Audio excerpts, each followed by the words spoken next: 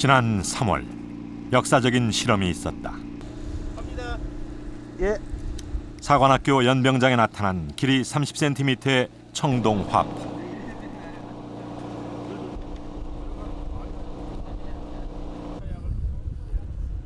(600년) 전 우리나라 최초의 화포였던 진포대첩의 화포가 복원돼 첫 발사를 하는 순간이다.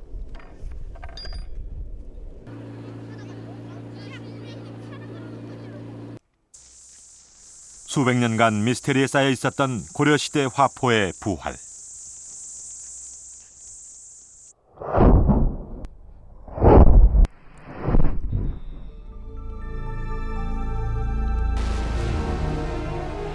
단 100척의 배로 500척의 외선을 격파했던 진포대첩. 과연 그 수수께끼는 풀릴 것인가?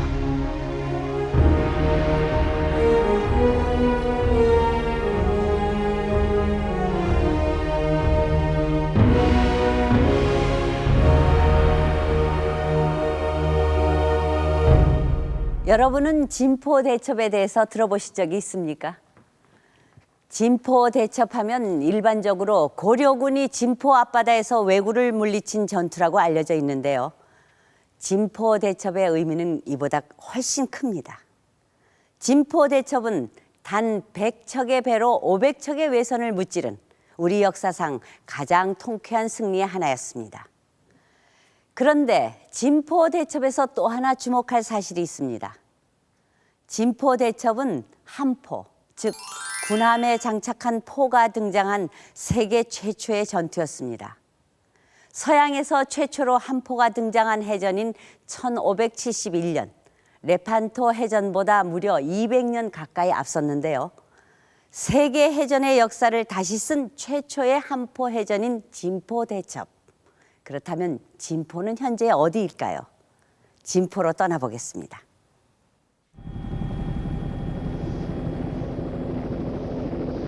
전라북도와 충청남도를 경계짓는 금강하구. 진포는 현재 금강하구 일대로 추정되고 있다. 금강하구 뚝에 위치한 시민공원엔 진포대첩 기념비가 있다. 군산시에서는 진포가 지금의 군산지역이라고 주장하고 있다.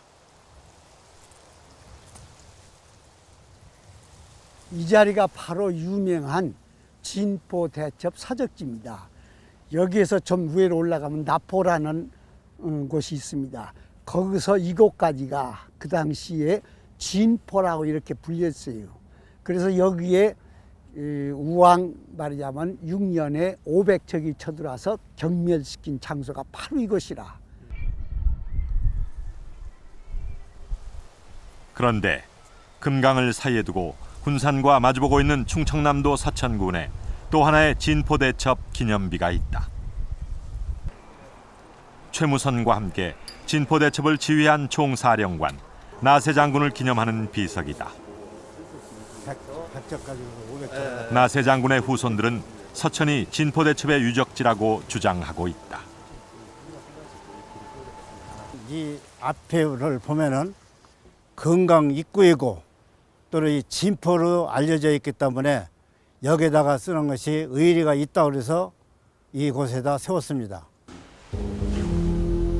군산과 서천 두 지역 모두 근거를 가지고 있다. 서천은 조선 후기 역사서인 동사강목을 근거로 내세운다. 동사강목은 진포를 서천의 남쪽 지역으로 표시하고 있다.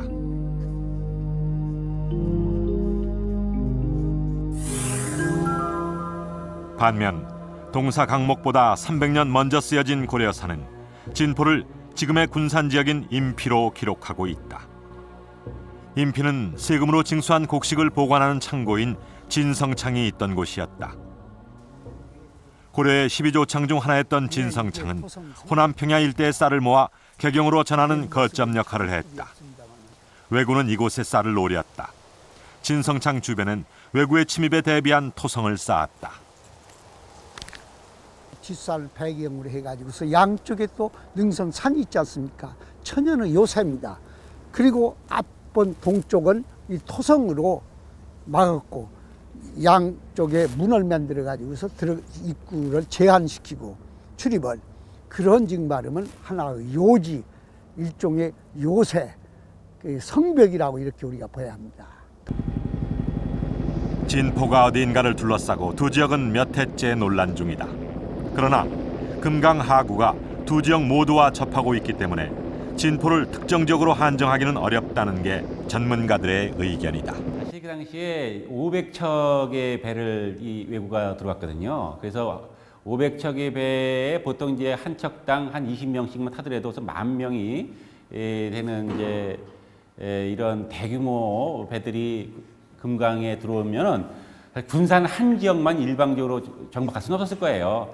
이들이 뭐 선택적으로 군산만 중에서 온 것도 아니고 500척이 와가지고 양쪽 강 양쪽에 대고 약탈을 막 했을 겁니다. 서천 지역에도 진포 대첩의 유적이 남아 있다. 장암 진성은 바다와 접경한 강 하구를 통해 외적이 침입하는 것을 막기 위해 만들어진 방어 진지다. 이곳 역시 진포 대첩 당시 성을 지키던 주둔군과 조정에서 급한 지원군이 협공으로 왜구에 맞선 진포 대첩의 전초기지였다고 알려져 있다. 왜구들이 이 지역을 자주 침범하는 노략질이라는 이런 기록들이 고려 공민왕 1263년도의 기록을 보면은 나타나고 있습니다. 그래서 조정에서는 이 순으로 하여금 이 장암진성을 지키도록 그 도순무사로 삼아 장암성을 지키도록 하는 기록들을 보는 걸 보면은 이 지역은 군사적인 요충지로서 또 왜구들이 침범을 막기 위한 하나의 전초기로서 충분한 역할을 해서 그 이유에 따라서 여기에 장암진성을 설치하지 않았는가 이렇게 생각이 됩니다. 진포는 군산과 서천을 아우르는 금강 하구 일대로 추정되고 있다. 호남평야를 끼고 조은선이 출입하던 금강 하구는 왜구들의 약탈지였다. 1350년부터 간헐적으로 서남 해안의 침범에 노략질을 하던 왜구들은 1380년 사상 최대 규모의 군대를 이끌고 진포를 침략했다. 당시 왜선의 규모는 500척, 병력 10,000명 이상으로 추산되는 거대 군단이었다. 진포에 상륙한 왜구들은 민가를 습격해 사람을 죽이고 곡식을 약탈해갔다. 고려 조정에서는 나세와 최무선이 이끄는 지원군을 급파했다. 배는 단 100척, 왜구에 비해 턱없이 부족한 숫자였다. 그러나 고려군의 공격이 시작되자 싸움은 싱겁게 끝났다. 고려 수군의 화공에 왜선 500척은 순식간에 불타올랐다. 진포 대첩으로 인해서 이 500척의 배가 모조리 다 불타 없어져 버리거든요. 그러니까 왜구들이 배를 다 잊어버리게 돼요. 결정적으로 왜구들이 이제 섬멸되고 다시는 더 이상 그렇게 대규모로 10,000명 이상들의 왜구들이 우리나라에 침략할 수 없었던, 그러니까 왜구들 대규모의 침략을 막는. 왜구의 5분의 1에 불과한 병력으로 고려군이 대승을 거둔 비결은 무엇일까? 고려사의 중요한 단서가 등장한다. 그것은 화포였다. 이전까지 해전에서 주무기는 활이었다. 화포는 활의 서너 배에 달하는 사정거리로 원거리에서 더욱 강력한 공격을 가능하게 했다. 적보단 먼 거리에서 적을 먼저 공격을 해가지고서 부실 수가 있다면은 그건 훨씬 더 효과가 커질 수가 있죠. 특히 이제 왜구 같은 경우는 이제 기동성을 많이 발휘를 하는데 그 기동성 있는 배를 잡기 위해서는 결국 이제 원거리에서 대포를 통해서 격퇴시킬 수 있는 그런 체제가 필요했던 거죠. 최무선은 화포를 개발하고 사상 최초로 그것을 배에 실어 해전에 도입했다.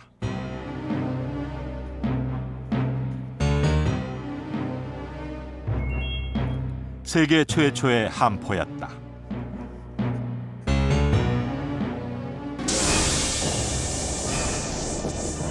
함포의 등장은 해상 전술의 일대 혁명을 불러왔다. 그 이전에 화포라고 하는 것은 기본적으로 이 육전에서 쓰는 것이죠. 육지에서만 사용하던 것이 화포였다는 거죠. 그러니까 배에 장착해서 쓴다라고 하는 거는 그런 이제 그 경험도 없고 그렇게 그 전에 해본 적도 없고 따라서 그런 그 개념도 없는 것이죠. 그러다가 처음으로 이제 그 배에 이제 화포를 장착을 해서 이제 쏘게 되는 것인데 이제 그런 의미에서 보통 해전사에 보면 굉장히 큰 의의를 이제 부여할 수 있는 것일 텐데요.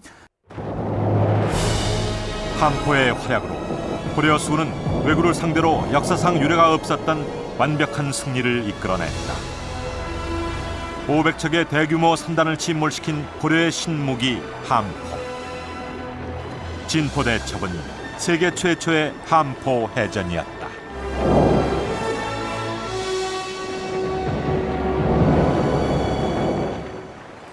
왜구들에게 함포는 대단히 충격적인 무기였을 겁니다. 당시까지만 해도 포는 육지에서만 사용하는 무기로 인식돼 있었습니다. 고려 수군은 획기적으로 발상을 전환해 포를 군함에 싣고 나가 바다에서 적을 공격했습니다. 500척이나 되는 왜구의 배를 초토화시킨 승리의 비결은 바로 화포였던 것입니다. 기록에 따르면 최무선은 대장군, 이장군, 삼장군, 육화석포, 화포, 신포 등 다양한 화포를 만들었다고 합니다. 하지만 아쉽게도 고려시대의 화포는 기록으로만 전할 뿐 유물이 없어 그동안 그 모습을 알 수가 없었습니다. 그런데 얼마 전 고려시대의 것임이 추정되는 화포가 발견됐습니다. 2004년 한 골동품 수집가가 최무선 당대 것으로 추정되는 총통을 입수한 사실이 알려졌다. 그는 은행의 개인 금고에 보관하고 있던 총통을 제작진에게 공개했다. 제작진은 전문화재 전문위원과 함께 이 총통을 확인했다. 청동으로 된 총통의 표면엔 명문이 새겨져 있었다. 명문엔 홍무 18년이라는 연호가 있다. 홍무 18년은 고려 우왕 11년으로 진포대첩 5년 후인 1385년을 의미한다. 우왕 11년에 만들었다는 것을 의미하는 것이라고 보겠고, 이를 통해서 지금까지 우리나라에 전해지고 있는 총포 중에 소형으로서 적은 것으로서 가장 오래된 것으로 명문을 통해서 인정할 수 있다고 봅니다. 명문이 사실이라면 이 총통은 우리나라에서 가장 오래된 포로 최무선이 만든 진포대첩 당시 화포의 실체를 밝힐 수 있는 결정적 단서가 된다.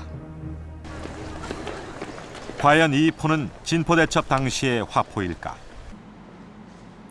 현재까지 공식 확인된 우리나라 최초의 화포는 경희대 박물관에 보관 중인 경희고소 총통이다.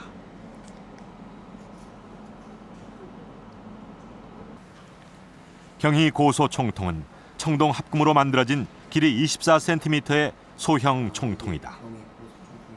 예, 그렇습니다.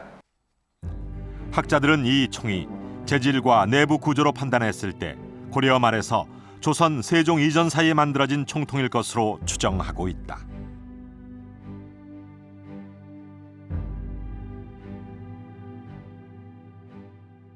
세종조 그 병기 개혁 이후에는 이 총구로부터 약통에 이르는 내부가 평이하게 이렇게 되어 있는 데 반해서 이 총통은 총구에서 약통에 갈수록 더 총구가 줄어드는 그런 형태의 구조를 취하고 있습니다. 그것으로 보아서 이 소총통은 고려 말부터 세종조 이전에 제작된 것으로 보기 때문에 우리나라에서 가장 오래된 그런 자랑스러운 유물로 생각되고 있습니다. 근대 이전의 총은 크게 세 부분으로 나뉜다. 총을 고정하는 모병, 화약을 담은 약통, 탄환이 발사되는 부리가 그것이다. 경희고소총통은 부리에서 약통으로 갈수록 총구가 좁아지는 형태를 취하고 있다.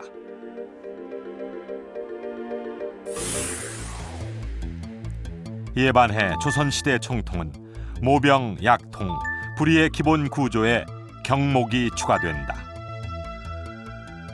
조선 세종 때 고려 말에 무기를 대대적으로 개선하는 병기 계획이 실시되는데 이때 총통은 굵기가 일정해지는 대신 약통과 모병 사이에 경목이 추가됐다. 조선시대 총통에서 경목은 코르크마개와 비슷한 역할을 한다.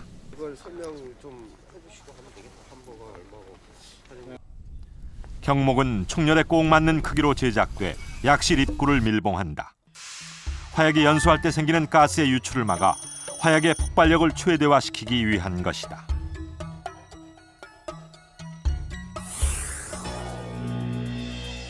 경목이 있기 때문에 조선의 총통은 총열의 굵기가 일정하다. 경희 고소 총통은 약통으로 갈수록 부리가 좁아지는 전형적인 고려시대 총통의 구조를 하고 있다. 그렇다면 홍무 18년 총통의 내부 구조는 어떨까? 제작진은 총통을 실측해 내부 구조를 분석했다. 그 결과 홍무 18년 총통 역시 경희 고소 총통과 마찬가지로 부리에서 약실로 갈수록 좁아지는 구조를 하고 있음이 확인됐다. 부리와 약실 사이에 경목 또한 없었다. 두 총통이 모두 고려시대에 만들어졌음을 증명하는 유력한 증거다.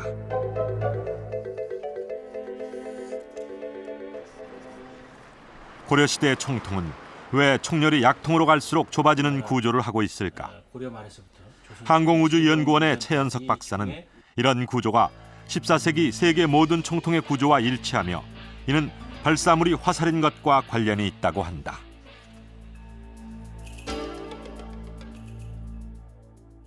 총에 이 화살이 얼마나 꼭 맞게 해주느냐 하는 것이 이제 가장 중요한 아이디어인데, 꼭 맞게 하기 위해서는 총구에서부터 속으로 들어갈수록 이렇게 좁아지게 만들어 놓으면은 거기다가 막대를 이렇게 끼게, 나무로 만드는 화살을 끼게 되면은 화살 끝부분이 총구에 이렇게 꽉 낄 수 있도록 하기 위해서. 초기 총통의 발사물은 탄환이 아니라 화살이었다. 고려 총통에서 화살은 발사물이면서 동시에 약통을 막는 경목 구실을 했다.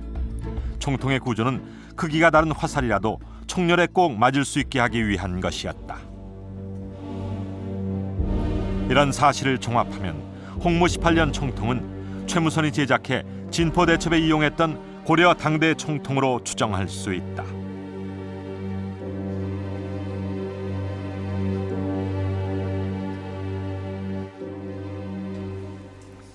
제작진은 홍무 18년 총통이 무기로서 어느 정도 위력을 갖는지 최연석 박사의 도움을 받아 복원해 발사해 보기로 했다.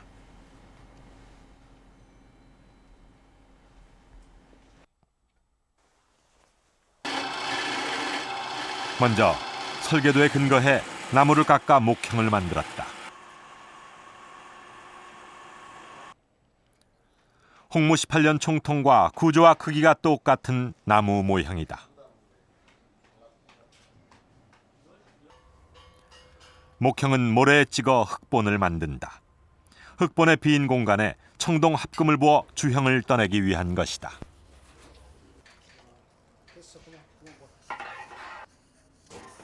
총의 재질은 청동과 주석, 아연을 합금해서 만들었다. 합금 비율은 청동 화포의 일반적인 배합 비율을 따랐다.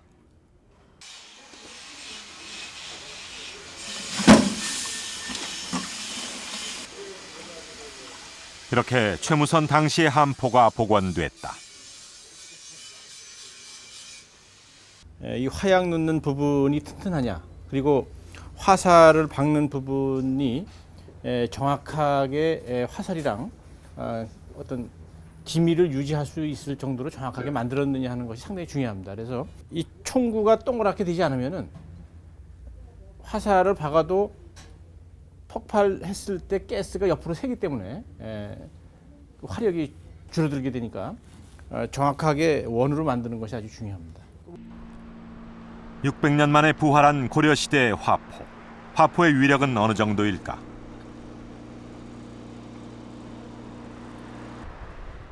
복원팀은 총의 부리를 기준으로 세종시대의 비율에 맞춰 화살을 제작했다.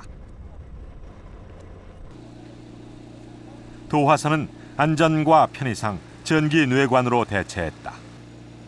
화약은 최무선 당시의 흑색 화약을 그대로 사용했다.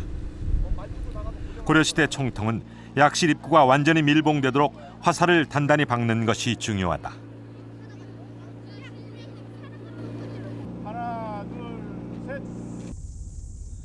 사상 최초로 복원된 14세기 고려 화포는 과연 발사될 것인가?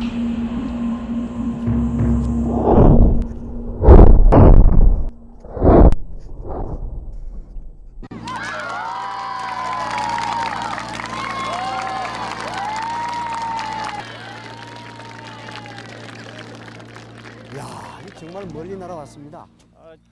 화살의 속도는 초속 30m에 이르렀다. 200 보면은 화살은 예리하게 날아가 45도 각도로 꽂혔다. 45도로 발사를 했는데 거의 45도로 꽂힌 거 보니까 아주 예리하게 날라온 것 같습니다. 이거 맞으면은 죽기 아니면 중상인데요. 상상을 초월하는 강력한 아유, 성능이었다. 축하드립니다 일단. 아유, 이게 이게 정말 옛날 선박에 꽂혔으면 어떻겠어요? 사거리가 어른 발자국으로 한 200보 되니까 150m 정도 된다고 볼 수 있겠죠. 거기다가 깊이가 이 정도 한 뼘 이상 깊이로 바뀌었으니까 그 당시로는 대단한 위력을 지닌 무기로 볼 수 있습니다.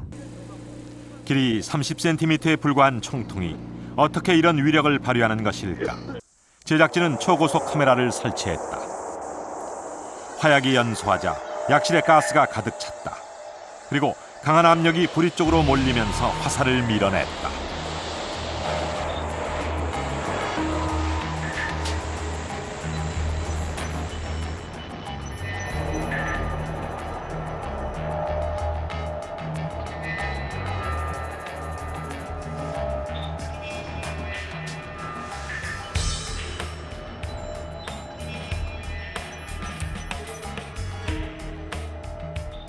활을 쏘면서 달려와가지고 칼로 찌르고 베든 이런 작전을 주로 구사하던 왜구들은 혼비백산에서 흩어지지 않을 수가 없었을 것입니다.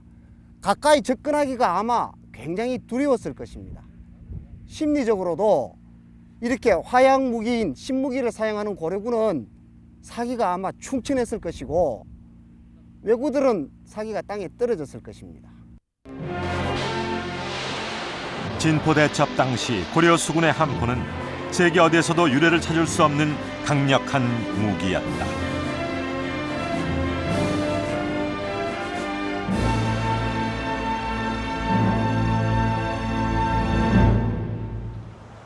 바로 이것이 전문가들의 도움을 받아 최초로 복원한 고려의 화포입니다. 지금까지 발견된 자료에 근거해 최대한 근사치에 가깝도록 만들었는데요. 요즘의 포에 비하면 상당히 작죠. 하지만 칼이나 화살이 무기의 대부분이었던 당시 상황에서 굉음을 내며 먼 거리를 날아가는 포는 아마도 상상을 초월하는 위협적인 무기였을 것입니다.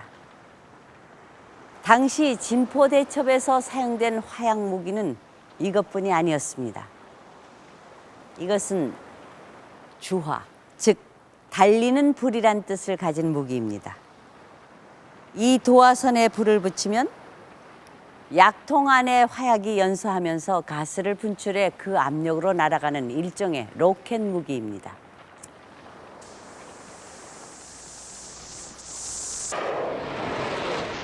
정말 대단하죠? 사정거리가 1000m 이상이었다고 하니 당시로선 상당히 위협적인 무기였을 텐데요. 주화는 조선시대의 신기전이라는 이름으로 불리게 됩니다. 그리고 이렇게 화차에 실려 동시에 100발까지 쏠 수 있도록 개량됐습니다.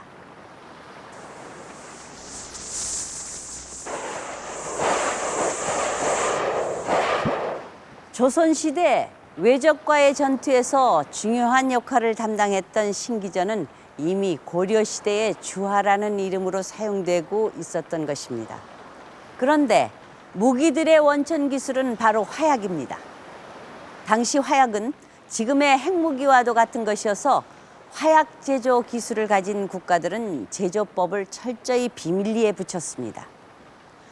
최무선은 혼자 연구를 거듭하며 화약 제조의 원천 기술을 알아내기 위해 총력을 다합니다. 최무선이 어떻게 화약 제조법을 알아냈는지 보겠습니다. 고려는 화약 무기를 언제부터 알고 있었을까? 일본 구마모토 현에 있는 한 사찰에 단서가 있다.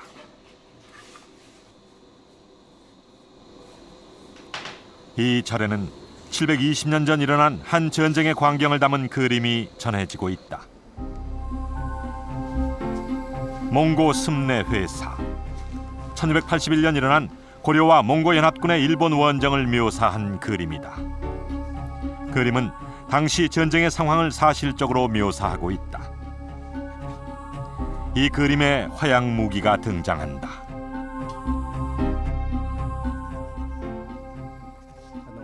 お椀型の2つの鉄の殻をですね、火薬を入れて合わせ、そして穴を開けて導火線をつけたもの、これが我々が知る鉄砲というものの絵図から見る復元です。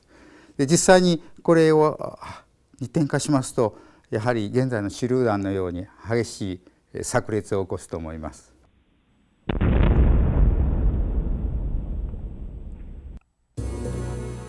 원나라군의 화약 무기는 일본군에게 엄청난 피해와 충격을 주었다. 원나라군을 통해 사상 처음으로 화약의 위력을 접한 고려군은 화약 무기의 위력에 눈을 뜨게 된다. 일본 원정 이후 고려는 화약 무기를 수입해 실전에 활용할 방책을 모색한다.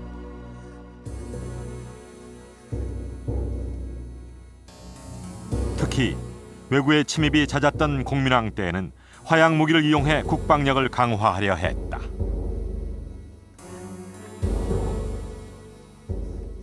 중국에서 이렇게 먼저 만들어진 이 화약과 그 화약 무기들은 고려에서도 이제 수입을 해다가 일부 썼습니다. 그래서 이제 수입에 의존했기 때문에 많이 부족했고, 그리고 부족했기 때문에 당연히 어떤 이 전투나 이런 데 이제 본격적으로 사용한 적은 본격적으로 사용했다라고 이제 보기는 어렵고요.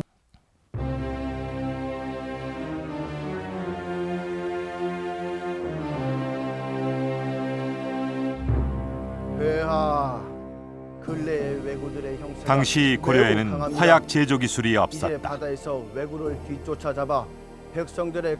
고려는 명나라에 사신을 보내 왜구와 싸우기 위해 화약을 지원해 줄 것을 요청한다. 그러나 상황은 여의치 않았다. 중국에서 사용하는 화약과 염초와 유황은 비록 생산량이 많지만 그 수요 또한 많다. 그러니 어찌 중국에 있다 하여 다른 나라에 줄 수 있겠는가? 명 황제는 사실상 고려의 화약 지원 요청을 거절한다. 기본적으로 이제 화약병기 같은 경우에는 무기 기술에서 가장 최첨단을 달린다라고 얘기를 할 수가 있는 부분이고, 결국 그런 기술이 인접 국가라든가 적에게 노출됐을 때는 그게 결국 이제 반대급부로 공격당할 위험성이 있기 때문에 그런 부분에서 화약병기는 상당히 극비 기밀에 속하는 이제 그런 기술에 속한다라고 볼 수가 있겠습니다. 당시 고려에게 왜구는 국가적인 재난과 같은 것이었다. 해안가를 중심으로 침략해오던 왜구는 점차 내륙까지 침투해 한 해에 수백 차례씩 피해를 입혔다. 고려는 화약이 절실히 필요했다. 최무선은 일찍이 왜구를 제압하는데 화약이 대안임을 간파하고 있었다.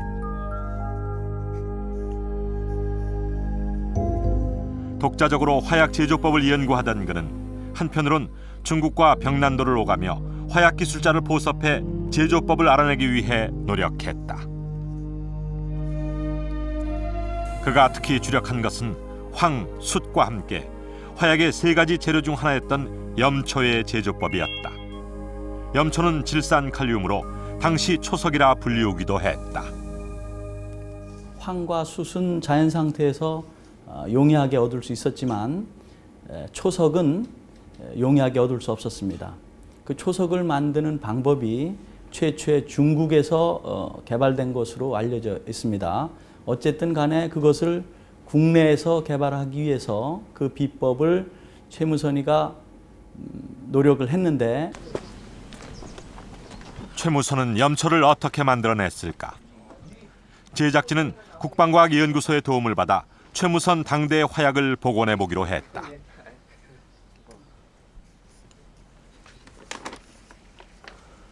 최무선 당시의 염초 제조법은 남아있지 않다. 우리는 200년 후인 1635년에 편찬된 신전 자취 염초방을 참고하기로 했다. 염초의 기본 재료는 흙이다. 아궁이에서 이 불을 땜으로써 이 연기 속에 이산화탄소가 많이 나오게 되고, 이 이산화탄소하고 자연에서 오는 칼륨하고 합쳐져서 탄산염이 자연적으로 이 민가 주위에 이 온돌이나 아궁이 속에서 형성이 되게 됩니다.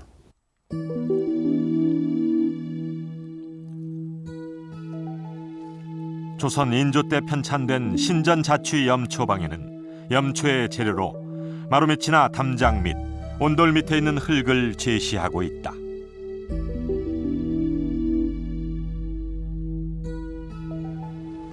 문헌에 의하면 시거나 이제 단흙이 좋다고 하는데, 이 시거나 단흙 속에는 탄산염이 다량으로 존재합니다. 이 다량 존재하는 탄산염이 효소가 활동하는 데 필요한 탄소원으로 작용하고, 탄소를 쓰고 나면은 이 탄산염 속에 산소만 남는데, 이 산소는 질산을 만드는 데 필요한 성분으로 사용하게 됩니다. 수집된 흙은 재와 1대1로 배합한 후 오줌을 넣어 다시 섞는다.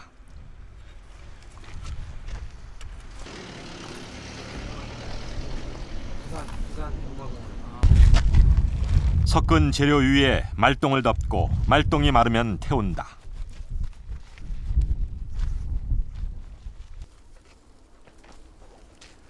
이렇게 하면 말똥이 서서히 타면서 온도가 일정하게 유지돼 화학적 반응을 최적화할 수 있는 조건이 된다. 태운 가루는 물에 타서 걸은 후 3번 끓여 식힌다.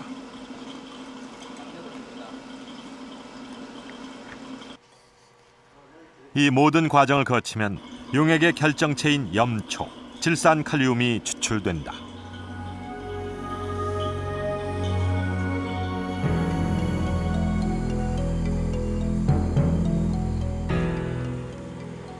지금 그 기술이 발달된 시기에서는 모든 공정이 과학적으로 다 증명이 되고, 그 증명이 된 공정을 가지고 이용하기 때문에 쉽게 접근할 수 있었겠지만, 당시에는 그런 기술적인 그런 기반이랄지 그런 경험이 없었기 때문에 결국은 시행착오법을 거칠 수밖에 없었을 거라고 생각합니다. 그래서 상당히 어려웠겠죠. 추출된 염초와 숯, 황을 일정한 비율로 섞으면 흑색 화약이 만들어진다. 재료의 추출 못지않게 중요한 것이 혼합 비율이다. 혼합 비율이 맞지 않았을 경우에는 위력이 상당히 감쇄되거나 심한 경우에는 폭발이 일어나지 않을 수가 있습니다. 그렇기 때문에 화약을 제조하는 사람 입장에서는 그 3가지 성분의 혼합 비율이 중요한 비밀이 될 수 있습니다.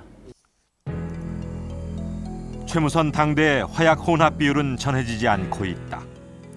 화약의 혼합 비율을 밝힌 우리나라 최초의 기록은 숙종 때 발간된 신전자 초방이 유일하다. 이 책에서는 초석과 숯, 유황의 비율을 70대 20대 10으로 적고 있다. 이 비율은 현대 화약의 제조 비율과도 흡사하다. 학자들은 신전자 초방의 기록이 최무선 당대로부터 내려온 비법일 것이라고 추측하고 있다. 최무선은 무수한 실험과 실패 끝에 염초의 제조법과 재료의 배합 비율을 알아내 화약 국산화에 성공한다.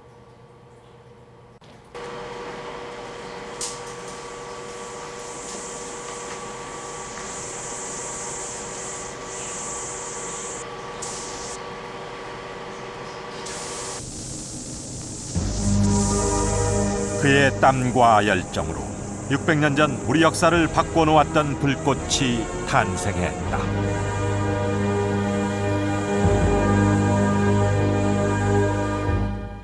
이것이 바로 최무선이 천신만고 끝에 만들어낸 화약입니다. 화약의 원형이라고 할 수 있는 흑색 화약인데요. 최무선에게 이 화약은 시작에 불과한 것이었습니다. 화약 국산화에 성공하자 최무선은 1377년 화통도감이라는 기구를 설치하고 각종 화약 무기들을 본격적으로 생산하기 시작합니다. 그러니까 화약 개발은 국방과학 프로젝트의 일환이었던 것입니다. 몇 년 후 일어난 진포대첩의 승리는 이 프로젝트의 첫 번째 결실이었습니다. 오늘날 핵무기와도 같은 위력으로 왜구를 제압했던 고려의 화약무기, 그 기술은 어떤 수준이었을까요? 국제관을 통해서 알아보겠습니다. 네, HD 역사 스페셜 국제관입니다. 화약은 중국에서 처음 발명돼 이슬람을 거쳐 유럽으로 전파가 됐는데요. 화약과 화포의 등장은 세계 역사를 빠르게 변화시켰습니다. 이 그림은 1453년 오스만 제국의 왕 메메드 2세가 콘스탄티노플, 즉 오늘날 터키의 이스탄불을 점령하는 모습인데요. 바로 이 전쟁에 역사상 가장 유명한 대포가 등장합니다. 오스만 제국은 무게가 600kg이 넘는 초대형 대포를 동원해서 난공불락을 자랑하던 콘스탄티노플의 이중 성벽을 초토화시켰습니다. 이처럼 대포는 이슬람 세계가 기독교 세계를 점령하는 큰 힘이 됐습니다. 유럽에서는 화포가 중세 봉건 체제를 무너뜨리는 결정적 계기가 됐습니다. 봉건 제도는 영주가 높은 성곽 안에 커다란 농장을 운영하면서 농민들은 생산을, 또 기사들은 방어를 담당하는 체제인데요. 대포가 등장해서 쉽게 성곽을 무너뜨리게 되면서 봉건 체제 또한 무너진 것입니다. 화약의 종주국은 역시 중국입니다. 중국은 7세기 당나라 때 화약을 처음 발명해서 9세기 무렵부터 무기에 이용하기 시작했다고 합니다. 당시 중국의 화약 무기 기술은 어느 정도였는지 알아봤습니다. 당나라 때부터 화약을 사용하기 시작한 중국은 송나라에 이르러 화약 무기를 본격적으로 실용화하기 시작합니다. 북송의 수도였던 개봉시.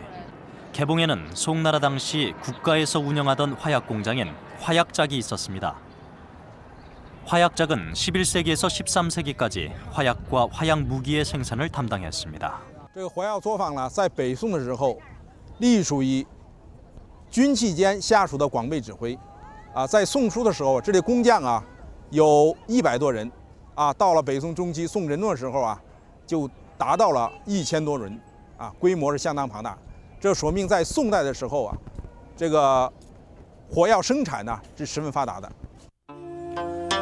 중국에서 화약은 도교의 연단술에서 시작됐습니다. 도교에선 귀금속을 불로장생 약으로 생각하고 연구를 활발히 했는데요. 그 과정 중 우연히 유황과 숯, 염초를 일정 비율로 섞으면 폭발력을 가진다는 사실을 알게 됐습니다. 영생에 대한 꿈으로 만들어졌던 화약은 그러나 송나라에 이르러 사람을 살상하는 무기로 본격 개발됩니다. 1045년에 쓰여진 무경총요는 무기로서 화약의 제조법을 담은 중국 최초의 기록인데요. 책에는 3가지의 화약 제조법이 기록되어 있습니다. 当时，这个在火器作坊里边呢，一般这个工匠都是在心里边默记的，都是默默的把这个流程还有制作的秘方都在内心里边，在心里边记起来的，一般就是不外传的保密的。但是这后来呢，这个为了有书面的记载吧，就是宋朝要求这个曾公亮去把这个东西记载起来了。 화약 제조 기술은 다양한 화약 무기 개발로 이어졌습니다. 화살촉에 화약을 매달아 터뜨리는 가장 기본적인 화약 무기 화전. 일종의 폭탄으로 성을 지키는 데 사용됐던 진철뢰. 우리나라의 주화나 신기전과 비슷한 로켓 무기까지 다양한 화약 무기들이 개발됐습니다.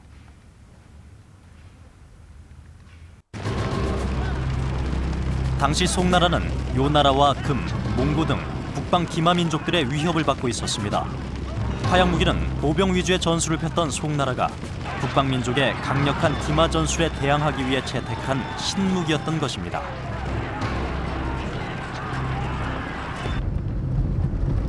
전쟁이 거듭되면서 무기 개발이 본격화되는 가운데 안휘성 수연에서는 획기적인 화약 무기가 개발됩니다.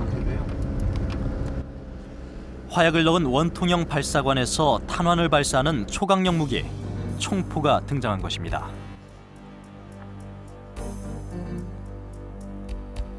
송나라의 역사서인 송사에 따르면 남송은 안휘성 수춘부라는 관청에서 최초의 화포였던 도라창을 만들었습니다.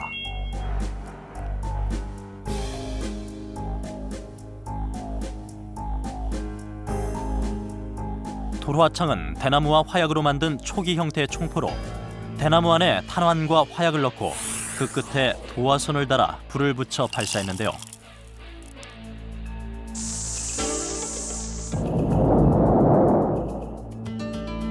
이 대나무 통이 후대의 금속으로 바뀌면서 근대의 총포가 됐습니다.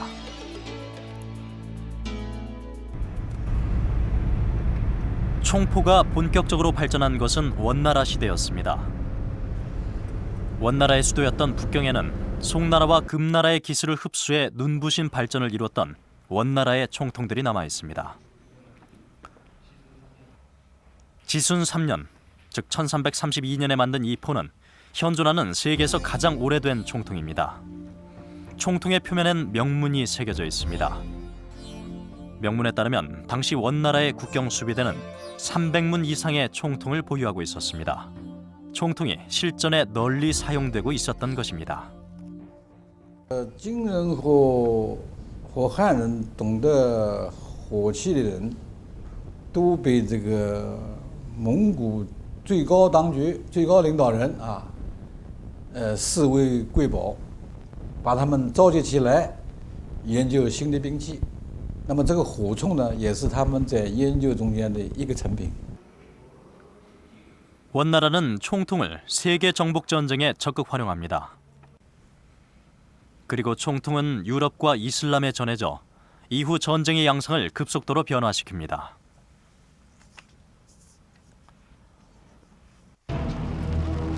그러나 원이 개발한 총통 제조 기술은 널리 퍼져 14세기 말 이미 원나라의 심장을 겨누고 있었습니다. 1368년 원나라는 막강한 포로 무장한 명나라 주원장의 공격을 받고 무너집니다. 가장 뛰어난 화약 무기, 포를 개발하며 세계 정복의 꿈을 누리던 원나라는 결국 자신들이 개발한 총으로 멸망하고 말았습니다. 네. 현재까지 남아있는 세계에서 가장 오래된 화포는 원나라의 지순 3년, 그러니까 1332년에 만들어졌는데요. 최무선이 처음 화포를 만든 게 1377년이니까 약 40여 년 차이가 납니다.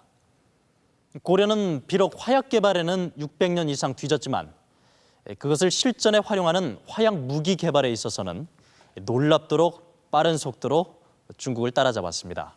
그래서 화포 사용이 본격화되는 14세기에 이르렀을 때 중국과 고려의 화약 무기는 대등한 수준으로 발전할 수 있었습니다. 지금까지 국제관이었습니다. 네, 이처럼 고려의 화약 무기는 종주국인 중국에 결코 뒤지지 않는 수준이었습니다. 그런데 최무선이 개발한 고려 화포는 다른 나라와는 전혀 다른 용도를 가지고 있었습니다. 이 기록을 한번 보시죠. 최무선의 화약 개발 동기를 밝히고 있습니다.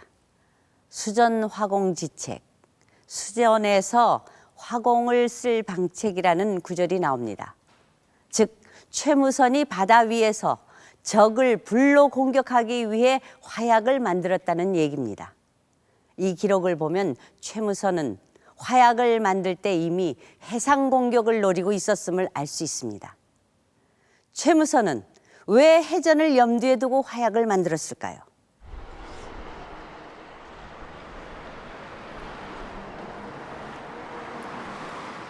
최무선은 경북 영천시에서 태어났다. 왜군은 깊숙한 내륙 지역인 이곳 영천까지 수시로 침입해왔다.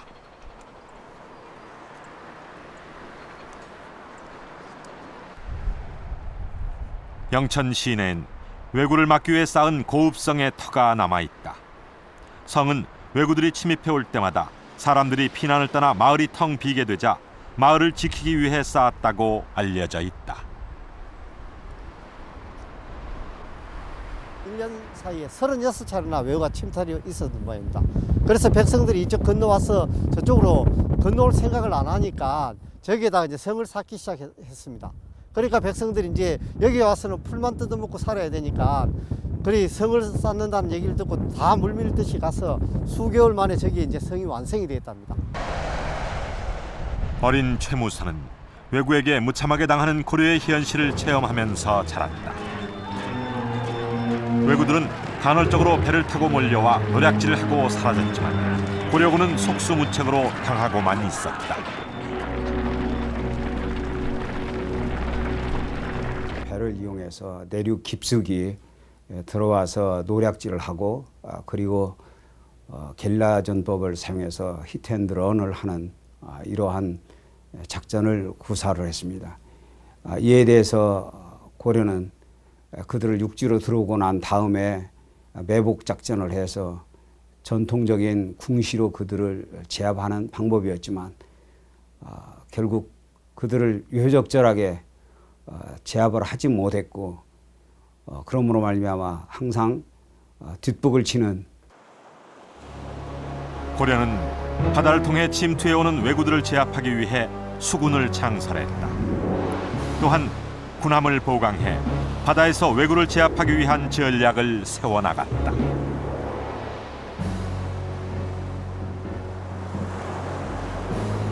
초기 일종의 뭐라고 할까요? 초전박살이라고 해야 되나요? 이제 그런 식의 전략으로 이제 바꿔 나간다는 거죠. 거기 육전을 통해서 이제 그러니까 육지에서의 어떻게 보면 방어적인 그런 이 전략이었다고 한다면 육지로 들어가기 전에 바다에서 공격적인 거죠. 적극적인 어떤 공격적인 전략으로 전환. 그러나 바다에서 왜구를 격퇴하기 위해선 풀어야 할 문제가 있었다. 당시 왜구는 배를 붙이고 적선에 올라타 싸우는 이른바 보딩 전술에 능했다. 그러나 왜구에 비해 기동력과 검술이 떨어지는 고려 수군은 왜구의 게릴라식 전법을 당해낼 수가 없었다. 해전에서 왜구의 전술은 바로 이러한 보딩 전술이었습니다. 그리고 그들은 칼을 사용하는 단병 접전에 특히 강했습니다. 반면에 고려는 활은 잘 쏘았지만 검술에서는 왜구들을 당해낼 수가 없었기 때문에 보딩 전술에 매우 취약했습니다. 그렇기 때문에 해상에서는 왜구들을 당해낼 수가 없었습니다. 따라서 고려가 해상에서 왜구를 방어하기 위해서는 그들이 우리 함선에 올라타기 전에 먼 거리에서 이들을 공격해서 격파할 수 있는 특별한 무기가 절실히 필요했던 것입니다. 최무선은 고려 수군의 약점을 정확히 알고 있었다.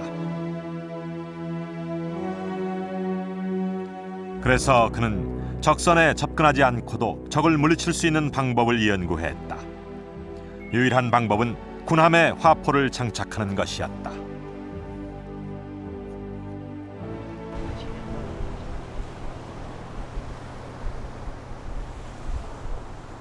그러나 배 위에서 포를 쏘는 일은 현대 해전에서도 고도의 전술적 능력을 필요로 하는 일이다. 움직이는 배 위에서 목표물을 정확히 명중시키기 위해선 정교한 기술이 필요하기 때문이다.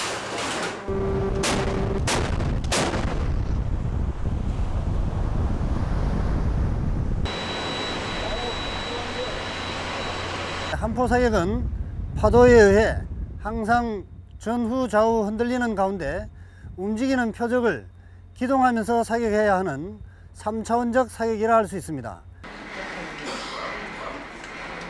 배의 흔들림 현상을 최소화하고 정확한 사격을 하기 위해선 배의 구조가 중요하다.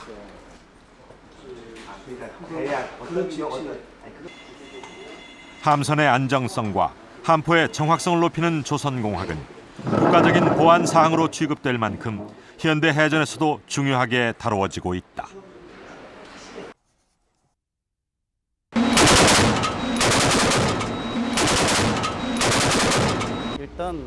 그 무거운 함포를 가능한 멀리 쏘고 정확히 쏘기 위해서 높은 곳에 위치해야 되기 때문에 배가 높은 곳에 있더라도 배가 넘어가지 않도록 안정성을 가져야 되고, 또 파도에서 배가 흔들릴 때 포가 잘 안 맞기 때문에 잘 흔들리지 않도록 선형을 만들어야 됩니다. 또한 그 함포 자체가 쏠 때의 반동이나 이런 것들을 고려할 때 그 배 자체의 구조가 튼튼해야 되는 여러 가지 사항을 고려해야 됩니다.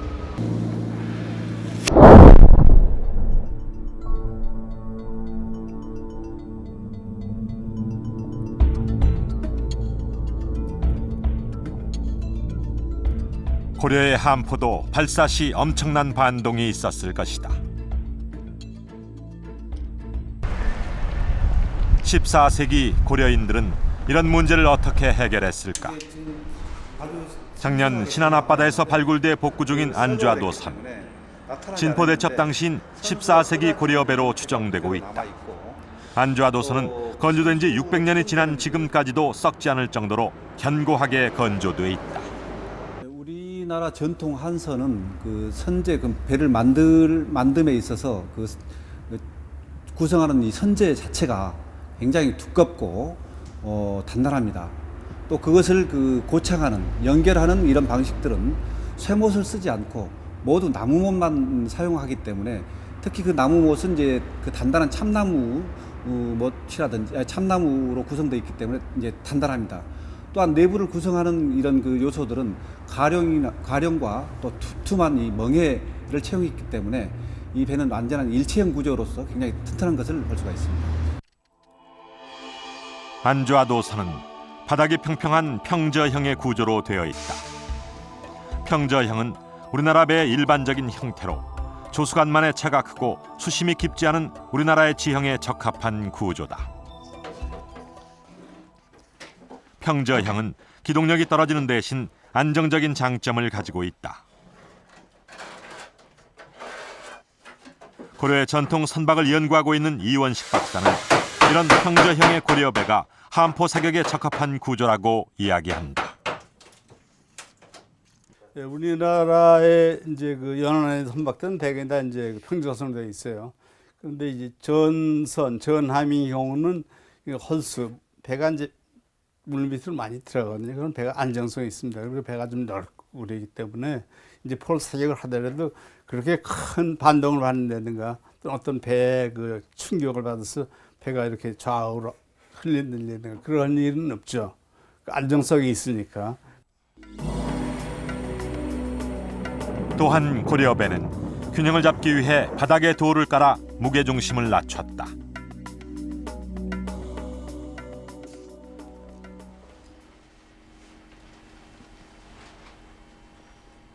이런 구조는 배 상단에 무거운 포를 장착하더라도 배 전체의 균형을 잡아 안정적으로 배를 운용할 수 있게 한다.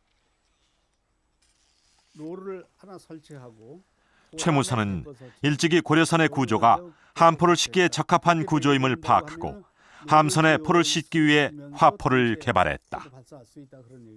그래서 비교를 한다고 하면 우리나라 배는 좀 둔하고 무겁고 일본 배는 가벼우면서도 빠르고, 이제 이러한 배를 공격하기 위해서는 어떠한 기동성이 있어야 되는데 기동성은 발휘할 수가 없으니까, 그러면 적선을 제압할 수 있는 건 뭐냐 그러면 이제 이 화포는 보통 활이나 이러한 그 무기의 사거리보다도 사거리가 길지 않습니까? 그러니까 추격할 때도 그렇거니와 공격할 때도 적선이 이제 많은 적선이 왔을 적에 동시에 제압할 수 있는 이러한 전설을 쓰지 않느냐 이렇게 보고 있습니다.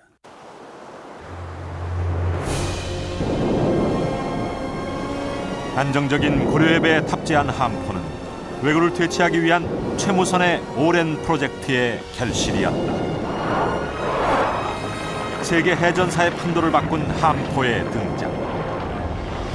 최무선의 함포는 바다에서 왜구를 제압하며 왜구와의 전세를 단번에 역전시켰다.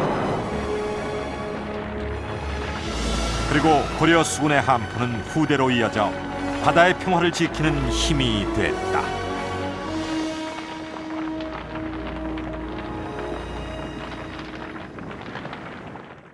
세계 최초의 한포 해전이었던 진포대첩으로 고려는 오랫동안 골칫거리였던 왜구 문제를 일시에 해결했습니다. 한포를 가진 고려는 그동안 방어 위주로 일관했던 왜구와의 대응 전략에 일대 변혁을 이뤄 공격 위주로 전환을 합니다. 그리고 1388년 막강한 화력을 내세워 마침내 왜구의 근거지였던 대마도를 정벌합니다. 수십 년간 왜구의 침탈에 무력하게 당해온 고려를 구하기 위한 국방과학 프로젝트 한포. 한포 개발은 고려의 과학자이자 전략가였던 최무선의 끈질긴 노력이 있었기에 가능했습니다. 최무선의 한포는 임진왜란 전까지 200년간 평화를 지켰고 한포 기술은 조선으로 이어져 임진왜란에서 이순신의 승리를 이끌어내는 원동력이 됐습니다.